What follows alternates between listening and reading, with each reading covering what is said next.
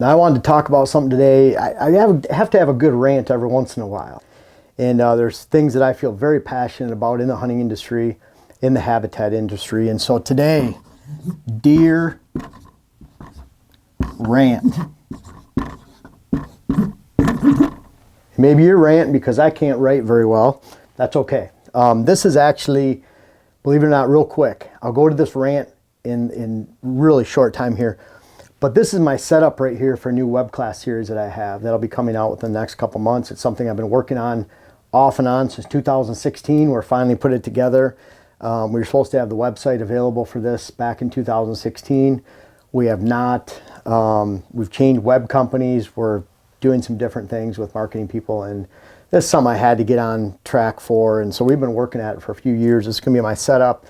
It'll be partially with whiteboard, but a lot of B-roll footage of in the field and client property designs and really honing in on that. But there's something I really wanted to just, I get so sick of hunters every year being taken advantage of and really being taken advantage of their hard-earned dollars. You know, let's face it, there are some very wealthy hunters out there, and there are some hunters that are just getting by. They hunt on public land. Maybe they're wealthy and they hunt on public land, but bottom line is they're across the hunting landscape. There's a huge difference in resources from top to bottom. And so this is one industry that covers everybody and anybody. It doesn't matter what your resources are of time and money. And so when it comes to you being taken advantage of by the hunting industry or people in the hunting industry, I get pretty upset. It's something I'm very passionate about because all I do with my YouTube channel and my website, I have over 1,000 pieces of content now, over 600 articles on my website. If you check out www.whitetailhabitatsolutions.com, or of course my YouTube channel.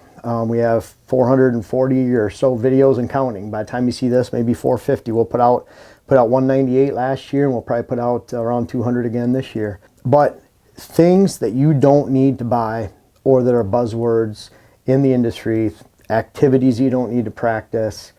And I'll tell you a story at the end of a hunting industry company, what they said to me one time that kind of set me off a little bit. But the first one I'm going to talk about are seed fillers, food plot fillers. And I'll just talk about a couple. You talk about Austrian winter peas. You know, a lot of blends might have, if you look on the package, you look at the amount of pounds per acre, you're looking at 5 pounds per acre of Austrian winter peas. Austrian winter peas, big buzzword. You know, people love it. If you've never heard of it, you can look it up. But Austrian winter peas, there's forage peas, Austrian winter peas. Austrian winter peas stay green a little bit longer, but probably most of you out there would never notice. But I want to bring it down to the standalone planting of peas is 300 pounds per acre. A lot of the mixes have 5 pounds per acre or less. That equals one pea plant that's about 2 to 3 inches in diameter and about 10 inches tall every 30 to 35 feet. You will never even notice it's there, but really cool to put on a label and buzzword. And another one is our sugar beets. Sugar beets, most any sugar beet planting I've ever seen has failed unless they're completely fenced, watered, and they can produce a huge amount of volume, 4 tons per acre, even just in a quarter acre planting. And I could be even off conservatively on that. So there's a lot of times where sugar beets are used just as a buzzword. Someone will add it to a brassica blend. It needs longer to grow than the typical brassicas of rape and turnip and radish. There's such a small amount in there that you're never going to notice that plant. The deer love the sweetness of a sugar beet, so they're going to eat it, and before it ever forms a beet, let alone a top. And so again, you're looking at a label, sugar beet, buy, buzzword, and I don't like that. And there's food plot fillers. Those are more fads. Those are more buzzwords that want to try to get you to buy something. Austrian winter peas, sugar beets, but Dwarf Essex rape. Dwarf Essex rape, you know, by itself, it's another rape variety. But when the percentage of Dwarf Essex rape reaches 50% of the planting, 40% of the planting, it's just a filler. A seed company can buy Dwarf Essex rape at roughly $5 per acre, $4 per acre, somewhere around that. They're only using 5 pounds per acre. They can probably buy it for 75 cents per pound. So really cheap seed filler, and they don't call it dwarf for nothing. It's shorter, doesn't produce a lot of volume. Plant and grow, toss and grow, whatever it is, there's a lot of stuff that, you know, you can just throw this on the ground and get it to work. Well, you can throw it on the ground if you prepare the soil, if you get enough sunlight to it, if you have weed control, if you get moisture to it. There's a lot of ifs in there. So really, just to be able to toss some seed out on the ground and expect it to grow, not very realistic unless you've done a lot of prep work first. But again, though, that buzzword, those buzzwords and those fillers, they can really hurt you, and you ultimately pay more for a lot of those things. You're paying more for that convenience. Just real quick, if you really want something that's going to grow and produce some green, don't get rye grass. Rye grass is really bad. Get rye grain. Winter rye, fall rye, even winter wheat if your soil's good and your pH, but you still have to get that on the soil. You still have to control moisture and you still have to get sun to it. Winter rye and even wheat is probably the most shade tolerant of any planting you could have, even more than clover, because clover is just going to grow up real thin. You can put a lot of wheat or rye in the ground in a small food plot. It's going to give you the most browse resistance. So not very glamorous, not a buzzword, something you can buy at the female, but truly probably the only toss and grow type product out there is something pretty non-glamorous. So folks, I just don't want to see you be taking advantage of some of these seed companies. Number 2, plantings in general. Miscanthus grass. Miscanthus grass can be a great tool. Say you have a narrow area to plant and close off along a road. You need the height. You have power lines. Well, you're not going to put some evergreens there, even though they might come in at the same amount of time. Miscanthus grass, a lot of growers will tell you you're going to get X amount of growth in 1 year, and you're not. I'm showing you video footage right now of a recent property I was at that was miscanthus grass that they planted. They felt they were some Mennonite and Amish folks down in Ohio. They felt like they were misled. In fact, they tell all their friends never to buy it again, and that's not from me, that's from them. They're pretty upset that this is what it grew to in 1 year. And I did tell them for their area, for where it was at, in the area they're closing, miscanthus grass was probably the best planting for them. It was in a very small area. They needed the height. It's something that within 4, 5, 6, 7 years, they're going to have a good wall there. But not in 1 or 2 years like they were promised. It's just going to take some time, and it was actually growing pretty well. So that's the case where, miscanthus grass, heavy deer numbers. Deer don't eat miscanthus grass. So if you need a long screening and you need that height of 8, 10, 12 feet or more, then it might be a fit. But most of the time, switchgrass will accomplish the same amount if you don't need the height. Maybe a row of staggered pines and staggered spruce. Pines for 8 to 10 years out, or actually 4 years to 10 years, and then spruce for 10 years and beyond. So there's a lot of different ways that you can use products. But miscanthus grass, a lot of times, people start hearing that buzzword. It's been around for years. I saw it first on properties 10, 12 years ago. And it was kind of someone back then, I think it was 2008. So going back quite a ways. And they're looking at this miscanthus grass and they're showing it to me and they're like, it's just not doing what it's supposed to. And, that was my first experience back in 2008. So, it's been around a while. Sometimes it, ebb and flow of it. Other plantings, there's ornamental shrubs or even conifers that can be planted for heavy screening. Poplars that people recommend for heavy screening or something. Native grass blends that sound good on paper, and they're advertising a diversity of grass, but then if it's laying down all fall and winter, it was a failure because it doesn't actually provide sustainable cover. I see people get duped all the time in CRP mixes where it's going to lay down all fall and winter. They build it as a wildlife blend, and then there's nothing there. There's no cover, and I feel bad for people. And I go to clients that have done this with 20 acres, and they spend a lot of money, several $100s an acre, to put this in or have it installed, maybe a cost share program with the government, and then there's no cover. It doesn't accomplish anything they want, and there's no wildlife. So really, really feel bad for people getting duped on these things. And then it leads into the practices. Various practices that might include girdling, hack and squirt, controlled burns.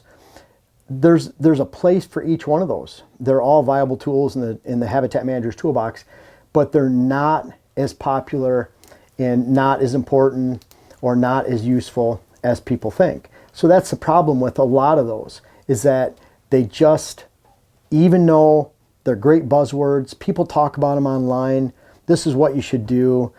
You have that more scientific approach, schooled approach, and people talk about this is an important thing to do when it really isn't. A lot of those practices, even controlled burns within woodlots, hack and squirt projects, a lot of times they're hacking and squirting the valuable trees, the red maples, the box elders, the aspen. Those are all wildlife trees. We'll talk about that in a second. And they're allowing sunlight to come in and promote herbaceous growth. Well, herbaceous growth is great in the summer, but folks, as I teach time and time again, when is the most important time to actually promote growth for deer and wildlife? It's not during the summer months when the deer have more than they need more cover, more food than they need, it's during the fall and winter. And if all that herbaceous green growth is dead and brown and dying when you get into the fall, if you're promoting the wrong type of woody browse, if you're promoting oaks and hard maple and cherry, money trees over sound wildlife trees, then a lot of those practices do a lot more harm than good. I think one of the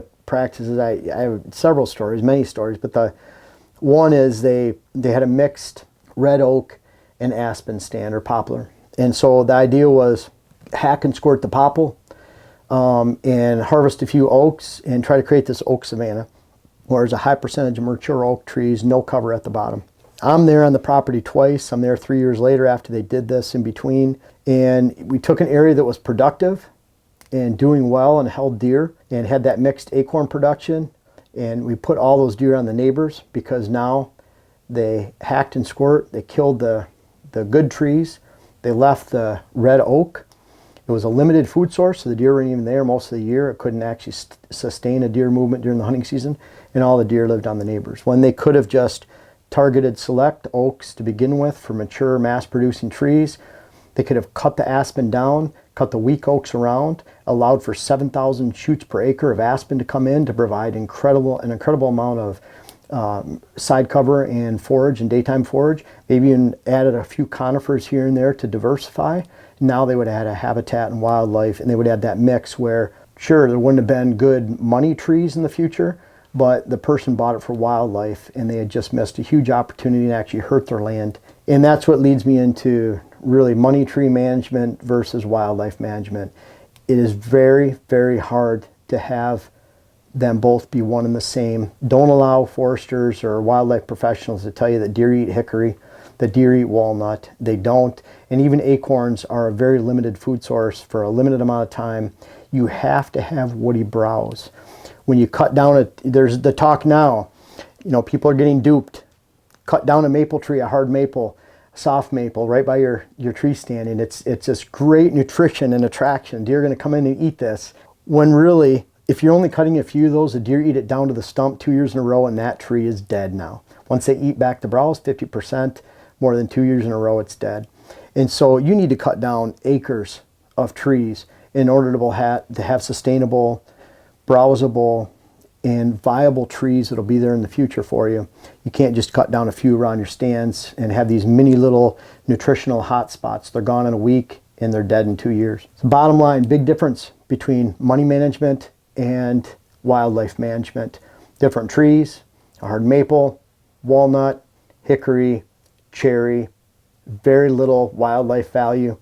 And then the big wildlife values, soft maple, red maple, aspen, box elder, ash, a lot of those garbage trees, and we could get into the honeysuckle, autumn olive, that provide cover and food on properties for deer, nesting birds, wildlife, small game, that without there wouldn't be any wildlife on the property.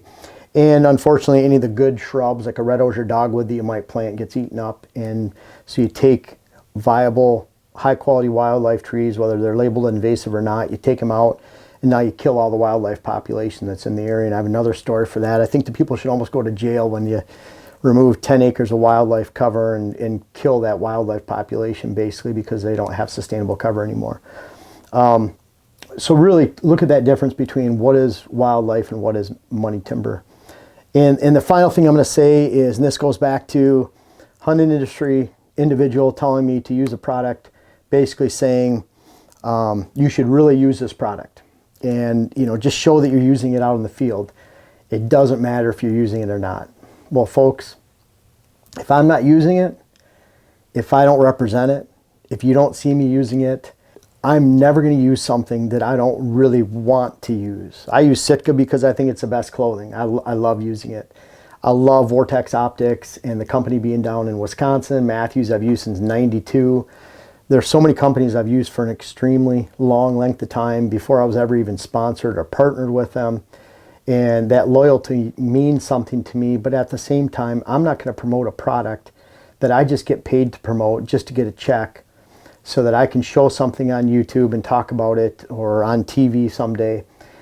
just to sell something to you. If I'm using it, if you see me use it, it's because I wholeheartedly believe in that product, and I don't want to change those manufacturers, brands, or products, because if I'm using it, I think they're the best and the best fit for you as a viewer, as a client, as a reader. And that's kind of my rant for the day. I just don't like seeing hunters, friends, brothers, sisters in the hunting industry, in the hunting ranks, being taken advantage of.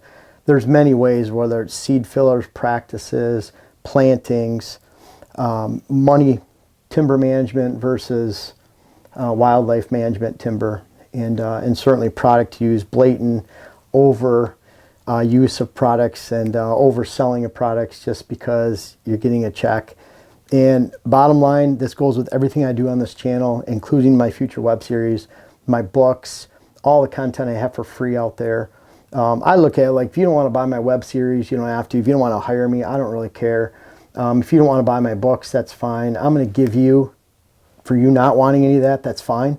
I'm going to give you, as of right now, probably 1,100 pieces of free content on my website and YouTube channel. And I hope you enjoy it. Most of all, I hope it helps you, because if I'm promoting it, it's because I believe it helps you. If I'm promoting a practice, I believe it helps you. If I'm not promoting a practice, it's because I don't think it helps you. It's pretty simple. There's no hidden salesmanship behind my words or my thoughts. I just want to help you. And going throughout this season, we're really trying to step it up. We put 198 videos out last year. We're trying to do the same. We're going to try to elevate the level of quality, maybe some of the diagrams and illustrations we use. And I can't wait. I just want to hear, honestly, that at the end of next hunting season, that you leave some comments that you had a great hunt, that you had a great season, you really appreciated the information, and guess what? It lights a fuel and it fires me up, and that's why I continue to do this, and that's why I get fired up about these rants occasionally. I apologize if it's over the top for you, but going forward, I don't want you to be taken advantage of this year. I want you to have practices. I want you to spend your time and your money on things that actually matter, whatever they might be in the whitetail world. And I can't wait to hear about it. And I want to hear that you've used this stuff that I recommend, these practices, products, whatever they might be. And I appreciate you for it.